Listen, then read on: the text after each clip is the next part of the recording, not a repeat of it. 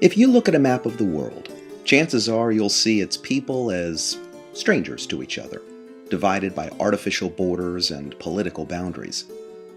From such an abstract perspective, these divisions can make sense. The walls we built between ourselves may even appear natural.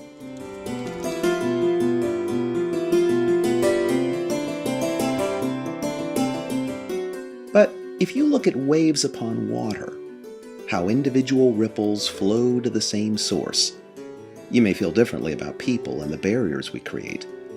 In fact, you may notice just how connected we really are.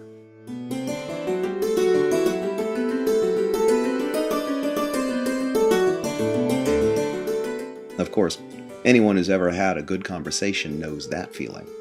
That flowing improvisation that may start one place, but can eventually lead anywhere.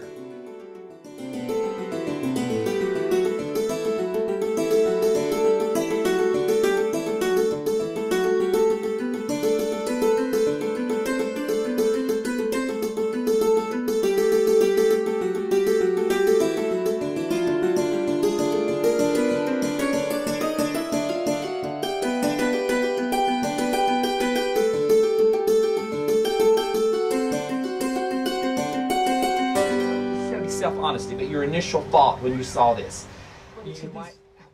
The Salzburg Global Seminar is an ongoing personal, cultural, and intellectual exchange among global experts, legal scholars, policymakers, faculty members, and student leaders. The seminar is a community dedicated to solving problems and enhancing global awareness. The Salzburg Global Seminar has been here since 1947. And it's been one of the handful of venues in the world where there's been real focus on dialogue among different people from lots of different places. The Salzburg program was born in the aftermath of World War II, a time when much of Europe lay in ruins. On both sides of the Atlantic, military personnel and civilians worked together to bring food, clothing, and shelter to millions of people ravaged by war. But rebuilding Europe would require more than aid shipments, more than mere brick and mortar. Surveying the needs of Europeans in the post-war era, 3 Harvard students, Clemens Heller, Richard Campbell, and Scott Elridge, focused on the one thing that wouldn't fit in an aid shipment, an infusion of American ideas about civil society. These students shared an optimistic vision, but they'd need some help to pull it off. So they convinced famed anthropologist Margaret Mead to serve as their advisor. They found other faculty members willing to join the conversation too, global scholars willing to lead lectures and facilitate discussions without the expectation of an honorarium. And they discovered an ideal setting for their endeavor, Schloss Leopoldskron, the Austrian castle you may remember from The Sound of Music, a gift from Helene Thiemig, widow of theater director Max Reinhardt.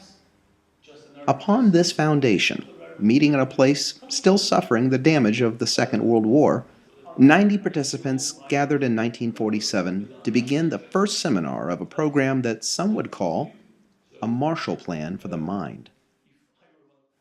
The 1950s and 60s brought new challenges to Europe and inspired new directions for the Salzburg Seminar. Initially an opportunity to teach and espouse American values, the seminar grew to address broader European issues, serving as a rare Cold War venue for participants from both sides of the Iron Curtain who could meet in a neutral location. Eventually, the name of the program would change. Once the Salzburg Seminar in American Studies, the Salzburg Global Seminar began to address issues on a planetary scale. It's a global economy where people have to be interfacing with people from other parts of the world to do their business, to sell their ideas, to sell their products. So it kind of was a very eye-opening experience. I think that people going to Salzburg, fellows and scholars alike, should be very open-minded going into this thing because they learn a lot of things about people's views of America that you're not necessarily ready to hear or have no clue about, that people think like that. Really not fit with the style.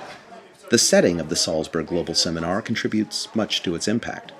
The Schloss Leopoldskron, where participants conduct many of their meetings, is an 18th century Rococo landmark whose rooms are filled with artwork, literature, and the stories of its many visitors.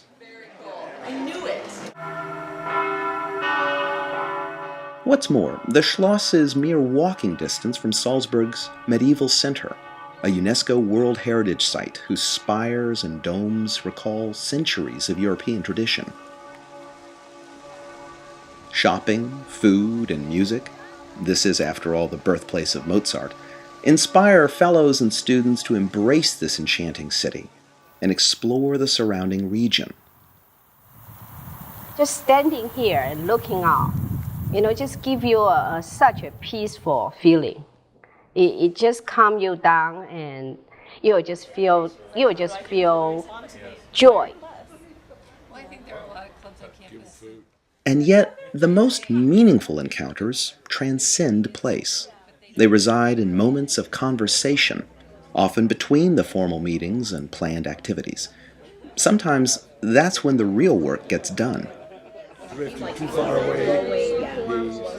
Whether sharing a coffee break, gathering for a meal, or staying up for some lakeside conversation, fellows and scholars drop their titles and stick with first names, building collaborations that last.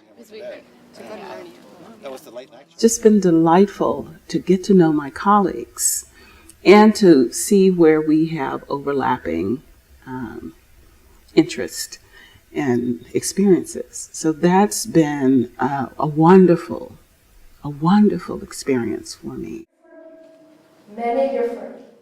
These conversations matter. Yet, the ultimate goal of the Salzburg Global Seminar is action. For university students, the experience often culminates in projects they'll launch on their home campuses. Previous projects have included the formation of clubs, the use of social media, and the chance to work with faculty on specialized initiatives.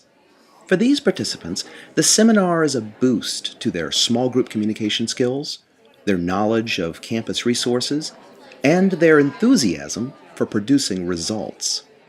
It's an intellectually stimulating experience. The type of people that you're interacting with there and also when you come back, it's absolutely incredible. So I definitely would say that it's much more than just a vacation. This is what we call... For faculty, staff, and administrators, the seminar offers time to reflect on new ways of teaching and learning while developing new strategies to transform schools and universities into global institutions. I get ideas for how to teach. I work with global programs. I get ideas for programming. I get ideas for curriculum development and to share with people in my department and across the campus. I'm very excited to be here, and I have been very excited, and I'm very excited to know that when I go back, I will be doing something. These leaders are drawn from various positions across their campuses, and they're expected to think beyond the next semester or even the next year, to leverage their knowledge and their networks, both on and off campus, to reconceptualize entrenched systems and produce long-term change. When you have democracy in these countries, the faculty and administrative sessions, we're in it for the long haul. We're looking for the big impact over time. It's not going to happen overnight. And that's why it's really up to, I think, the institutions that are investing in their people and investing in the program to have a clear idea, what do you want to get out of this? And who needs to be at the table in order to achieve that? The Salzburg Global Seminar is an ongoing conversation, more than 60 years in the making. Its beginning as a post-war Marshall Plan for the Mind have given way to a deeper, broader, more ambitious goal, inspiring awareness and promoting action on a global scale. There's so many things that's out there that's directly and indirectly affecting us. And just to have that mindset that we're part of this global community, not just ourselves. From this perspective, each personal journey, each quiet conversation, each action plan assumes a new meaning. From Salzburg, across the pond, and around the world, these are the ripples of change, touching lives and making a difference.